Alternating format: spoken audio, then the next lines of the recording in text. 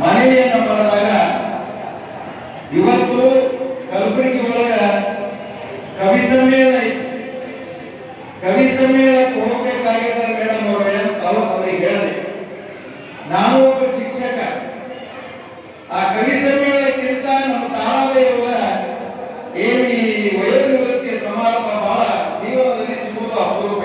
ಕವಿ ಸಮ್ಮೇಳನಗಳು ಹಾಗೆ ನಾವು ನಮ್ಮ ಜೀವನದಲ್ಲಿ ಇರ್ತವು.